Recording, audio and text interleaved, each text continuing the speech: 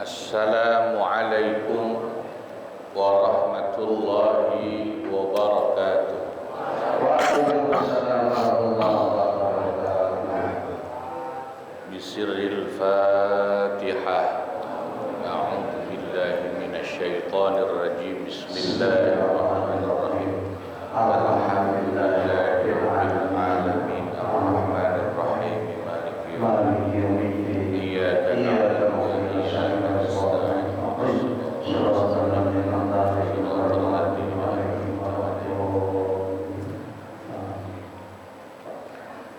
Bismillahirrahmanirrahim. Alhamdulillahi rabbil alamin. Wa bihi nasta'inu 'ala umuri dunya waddin. Wassalatu wassalamu 'ala asyrafil anbiya wal mursalin. Sayyidina wa maulana Muhammadin Sallallahu alaihi wasallam. wa ala alihi wa sahbihi ajma'in, amma ba'du. Al-mukarramun wal mukarramat, para asatidzah dan para guru, para sesepuh, bini sepuh,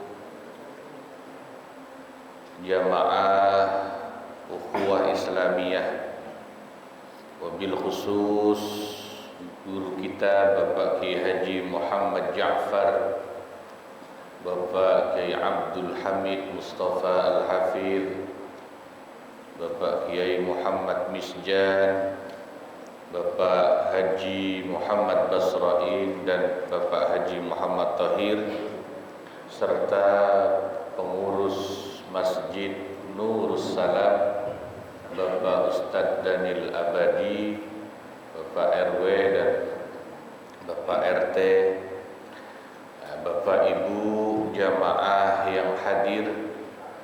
Alhamdulillah pagi hari ini tidak kesasar lagi. Alhamdulillah.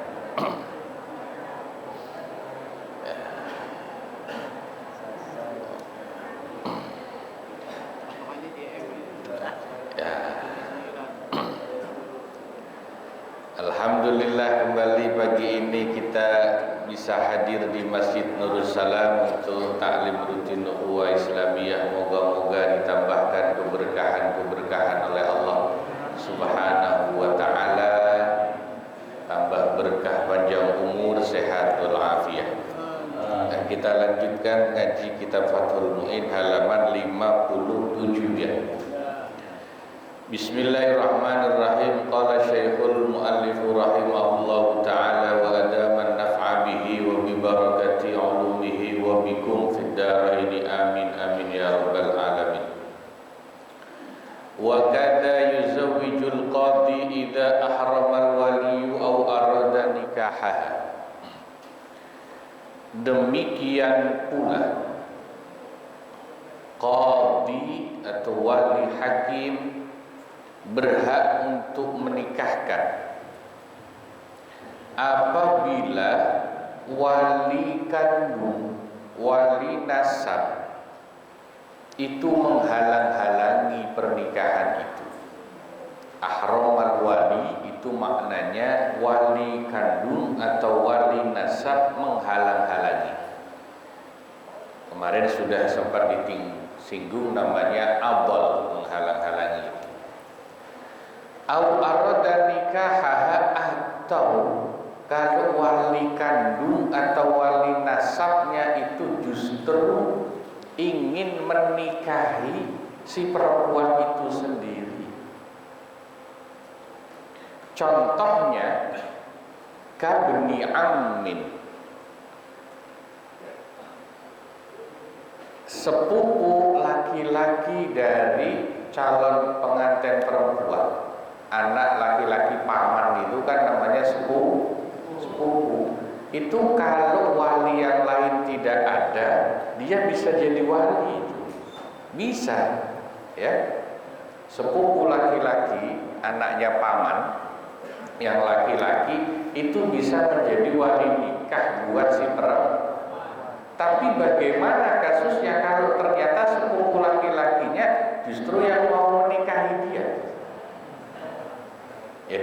hukum menarik, boleh jadi wali tapi bisa menikah karena bukan mahram. Sepupu laki-laki itu bukan mahram. Faqada man yusawi fid darajati, sedangkan wali nasab yang lain tidak ada, cuma tinggal dia walinya. Walinya tinggal sepupu laki-laki, tapi justru mau nikahnya sama dia. Maka nanti yang menikahkan adalah wali hakim. Gitu.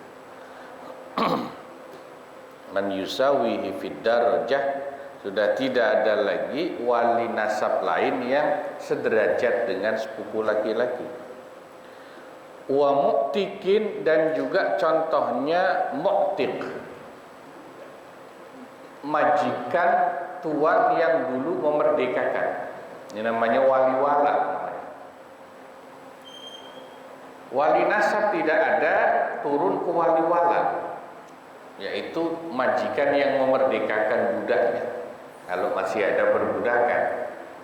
Nah, kasusnya kalau tinggal mu'tir, wali yang memerdekakan budak itu wali wala, dia mau menikahi budak yang dia merdekakan, ya nggak bisa jadi walinya dong, wong dia yang mau nikahin. Maka nanti yang menikahkan wali hakim. Fala yuzawwijul ab'adu fi suwaril madhkurati, maka wali nasab yang lebih jauh tidak bisa menikahkan atau menjadi wali dalam contoh-contoh yang tadi disebutkan. Li baqa'il aqrabi ala wilayatihi, sebab masih ada wali nasab yang lebih dekat dalam perwaliannya. Tapi wali nasab yang lebih dekat itu justru yang ingin menikahi.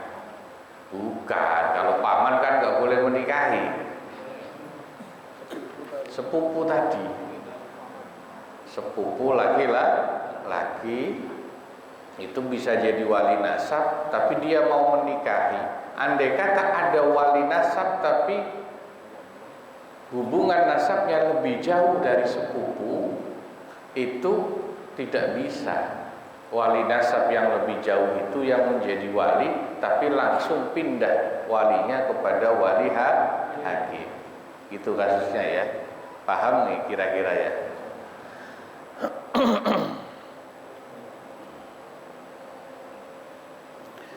Wa inna ma yuzawwiju lil qadi aw tiflihi. Nah, ini far'un yang terakhir.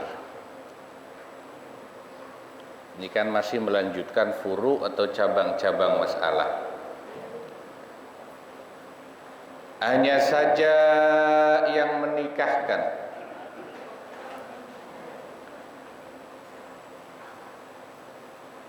lamnya itu kalau dalam i'anah itu enggak kepake, itu lilnya itu lamnya zaidah.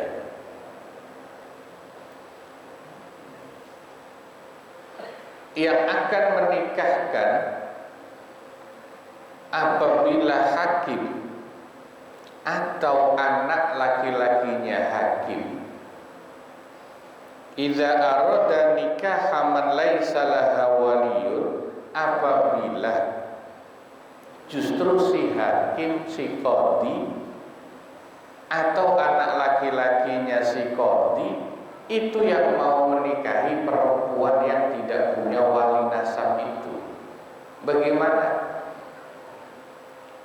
Ini ada perempuan udah gak punya wali dari keluarga.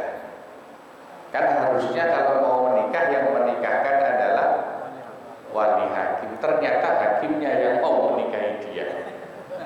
Itu maksudnya. Atau anak laki-lakinya si hakim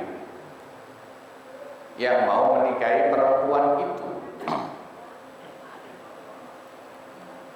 Maka yang akan menikahkan adalah qadin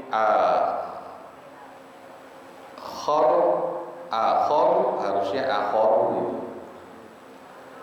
wali hakim yang lain. Yang menikahkan adalah wali hakim yang lain bi mahalli wilayatihi, yang berada dalam tempat wilayahnya atau di wilayah kerja qadhi.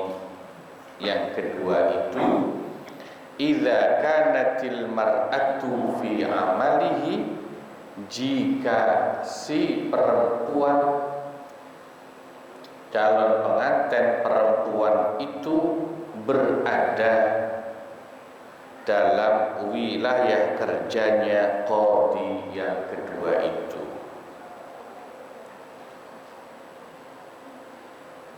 Au naibul qadhi, atau yang menikahkan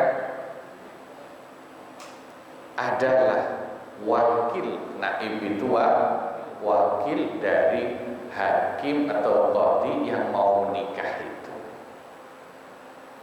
Alladhi yatazawwaju huwa aw tifluhu, yang qadhi atau hakim itu justru yang akan menikahi si perempuan itu atau anak laki-lakinya si qadhi yang akan menikahi perempuan itu.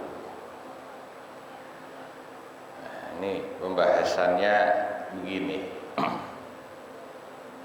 Misalnya kalau di Indonesia sekarang sistem KUA itu per kecamatan gitu katanya ya, wilayah tugasnya itu per kecamatan. Maka kalau beda kecamatan kan ada surat numpang nikah gitu kan. Nikah itu mengikuti domisili si pengantin perempuan. Jadi kecamatannya ngikutin kecamatan si perempuan. Nah misalnya ternyata yang mau nikahin si perempuan itu KUA-nya sendiri gitu. Maka dia nggak bisa jadi wali. Wong dia yang mau nikah. Nih misalnya si perempuan itu sudah tidak punya wali dari pihak keluarga tuh ya.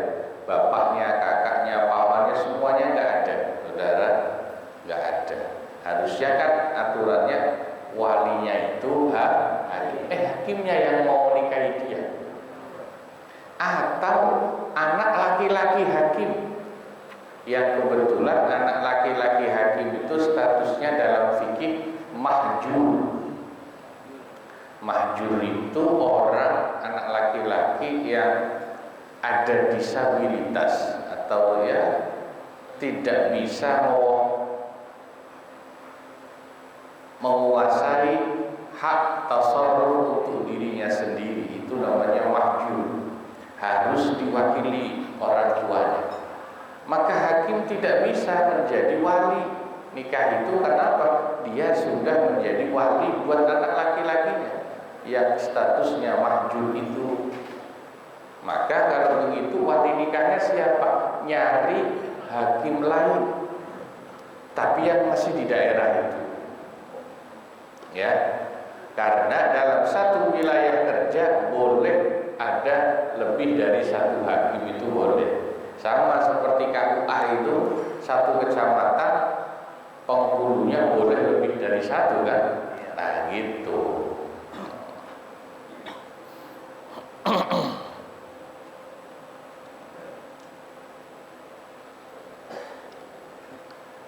Summa illam yujad waliyun mimma marra.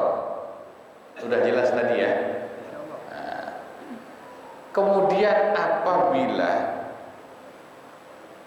tidak ditemukan semua wali nikah yang tadi disebut di atas, wah ini kasusnya repot lagi. Wali keluarga nggak ada, wali wala karena itu yang dulu memerdekakan budak, sekarang budak sudah tidak ada, jelas tidak ada. Wali hakim tidak ada, gimana? Wali keluarga tidak ada, anak bapak saudaranya semua sudah meninggal. Atau misalnya ada tapi jauh, jaraknya kemarin berapa jauh itu? Ya masafatul qasri, sejarah orang sudah boleh qasar jamak sholat kilo lah minimal. Ini misalnya nih, ada perempuan tinggal di daerah pedalaman yang keluarganya, bapaknya sudah meninggal, saudara semuanya jauh di luar pulau. Penghulu juga nggak ada di situ. Kok bisa nggak ada penghulu? Ya misalnya kotanya jauh, karena dia di pelosok pedalaman, penghulunya itu 100 kilo lebih di kota. Gimana itu? Ayo. Nah, sudah begitu, udah kebelet lagi. Kalau ditunda-tunda nikahnya takutnya kan bahaya. Nah ini penting yang ngaji. Fayuzawwijuha, maka yang akan menikahkannya menjadi walinya adalah muhakkamun adlun. Muhakkam itu orang yang dijadikan sebagai hakim dadakan, tapi orang itu yang penting adil, hurrun, statusnya merdeka, bukan budak, waladhu ma'a khatibiha amroha liyuzawwijaha minhu, yang orang itu ditunjuk oleh si calon pengantin perempuan dan calon pengantin laki-laki, dipasrai urusannya untuk menikahkannya. Bahasa gampangnya ustad yang nikahin. Makanya ustad itu penting. Model Ustaz Thohir itu penting gitu. Kenapa? Kalau keadaan mendesak, nggak ada hakim yang menikahkan, Ustaz Thohir bisa nikahin. Dalilnya ini nih, dalilnya ini. Kalau keadaan darurat, daerah pelosok misalnya, wali keluarga tidak ada, penghulu tidak ada, atau ada jauh 100 kilo di kota, dan sudah masafatul qasri itu, maka boleh menunjuk yang namanya muhakkam, orang yang ditunjuk sebagai hakim dalam keadaan darurat untuk menikahkan, sah nikahnya. Makanya di satu daerah harus ada ustadznya. Bahaya kalau nggak ada ulama atau ustadznya. Hah? Kalau bukan ustadz takutnya nggak ngerti hukum, nah repot. Bukan ustadz nggak ngerti hukum. Pak RT misalnya ditunjuk, Pak RT-nya nggak ngerti ngaji, kan repot. Nah, harus ustadz lah. Yang ngerti syarat rukun ijab qabul kan ustadz ya. Nah, RT kan tahunya tanda tangan kalau RT. Maksudnya administrasi. Kalau urusan hukum agama kan harus orang yang ngerti ilmu agama. Wa illam yakun mujtahidan, meskipun ustadz itu atau hakim yang ditunjuk dalam keadaan darurat itu statusnya bukan seorang mujtahid. Mujtahid itu level ulama yang sudah sangat tinggi, bisa berijtihad. Zaman sekarang udah nggak ada, orang yang hampir tidak ada di dunia ini level ulama yang bisa mencapai derajat mujtahid. Kalau dulu banyak ulama dulu yang sampai level ijtihad itu banyak dulu ya. Sekarang hampir susah ya. Hampir di dunia ini sedikit sekali yang bisa mencapai derajat ijtihad atau mujtahid. Ya maksudnya tuh begini, minimal ustadz lah gitu, kampung, ustadz kampung asal ngerti ngaji, meskipun tidak harus alim bener, sudah bisa itu jadi muhakkam.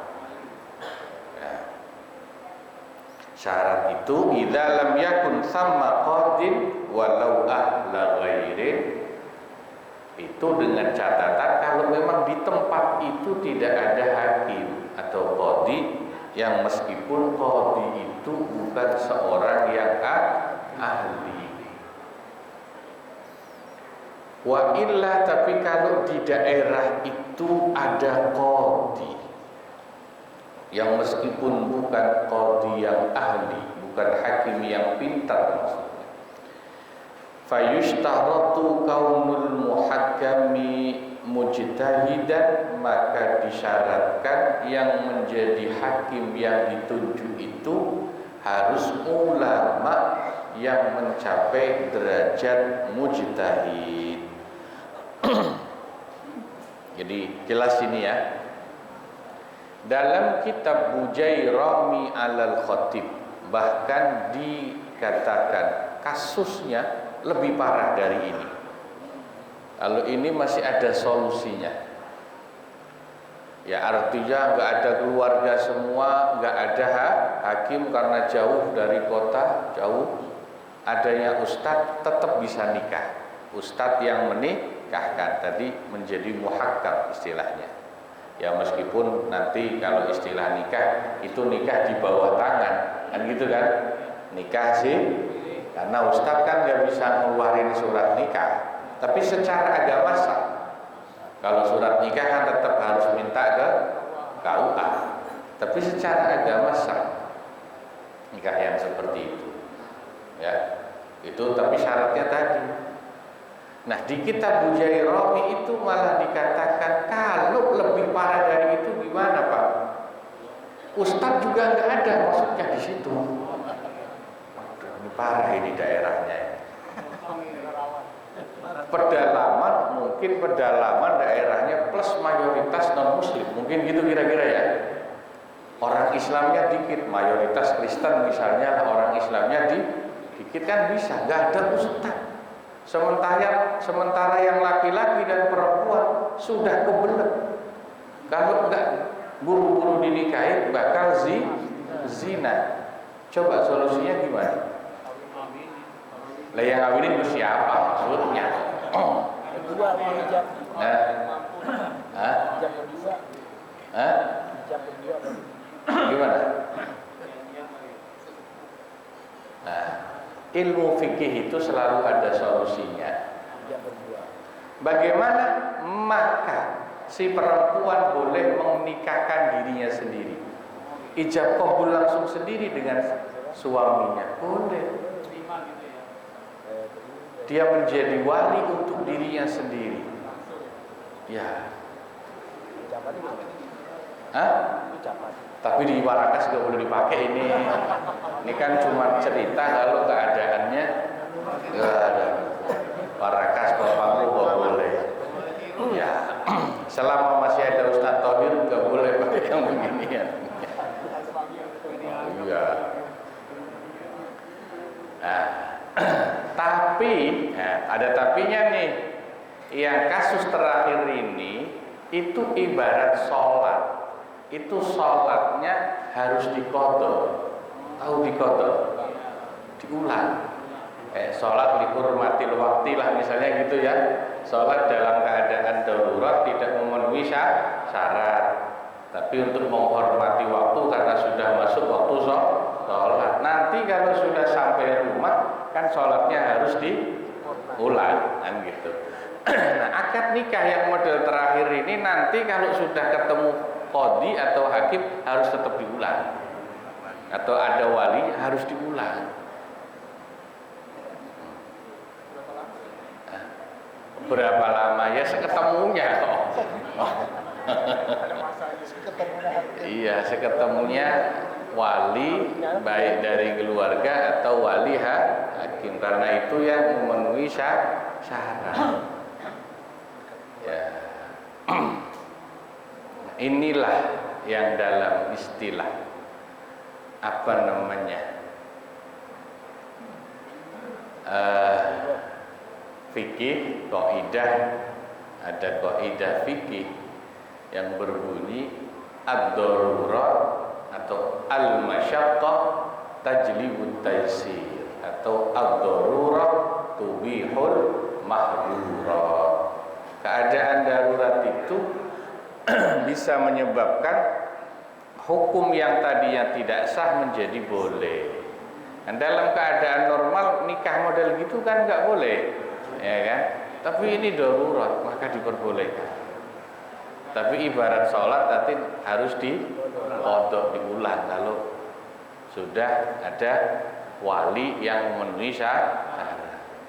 Tujuannya apa? Supaya tidak zina. Supaya tidak. Jadi kalau ada orang nanya misalnya, ada lagi perempuan zaman sekarang kan ini banyak ya, sudah berhubungan zina atau sudah hampir zina gitu. Atau mungkin ada yang sudah zina terus hamil gitu ya. Terus mau nikah, boleh nggak nikahnya? Boleh nggak? Alasannya apa? Kalau ada yang nggak mau keluar, tapi kan itu lagi hamil, Pak. Nah ini orang yang nggak ngerti kaidah fikih. Boleh. Sebab kalau nggak dinikahin malah zina terus.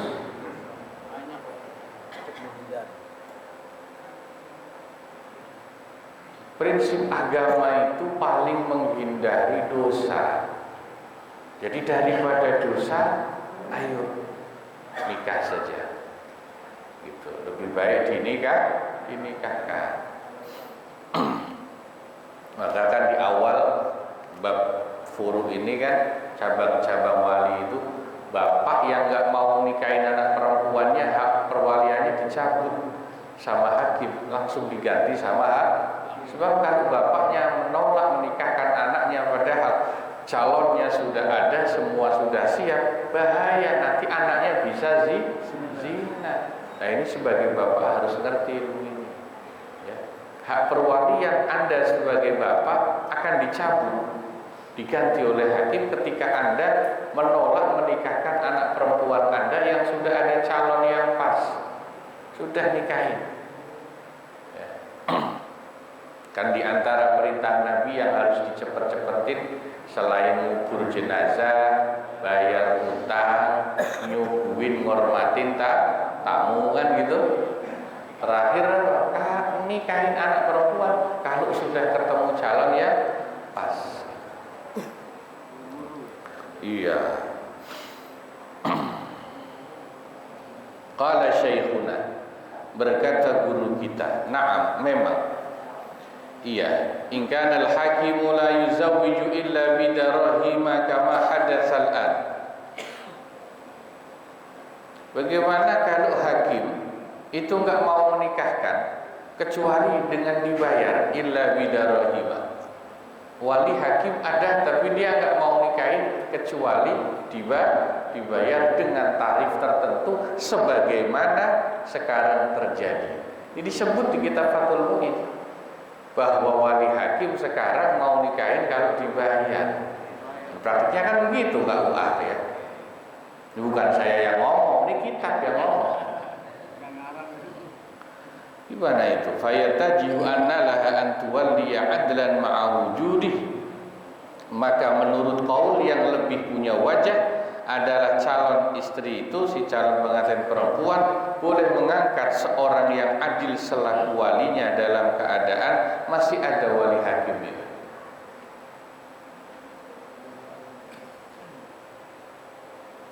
Wa in sallamna annahu la yan'azilu bidzalik, meskipun kita semua ya sepakat bahwa si wali hakim itu kedudukan hakimnya tidak bisa jatuh, tidak hilang, tidak terpecat lantaran sikapnya yang misalnya pasang tarif tadi itu. Bi an alima muwallihi dzalika minhu halat tauliyah, sebagaimana jika orang yang memperwalikannya dikala mengangkatnya selaku wali itu telah mengetahui sikap si hakim yang seperti itu, ya intah. Nah, ini. Jadi ini kasus terakhir ini Ya, maksudnya kritik buat penghulu. Menikahkan itu kewajiban, tugasnya penghulu hakim. Jangan dipersulit, karena kalau dipersulit karena biaya yang terlalu mahal tarifnya, nanti orang bisa nggak ke KUA, takutnya zina. Dan itu kalau seperti itu boleh menunjuk Ustadz Thohir, maksudnya Ustadz ya, untuk menikahkannya gitu. Nah ini ada kenapa kok nggak ke penghulu? Kemahalan Pak, nggak sanggup. Ini dalil kitabnya ya. Kalau Ustadz Thohir kan orangnya ikhlas ya, pokoknya asal ada rokok jalan gitu. Walau wati'a fi nikahin wallahu a'lam bishawab. Terima kasih, moga-moga manfaat. Assalamualaikum.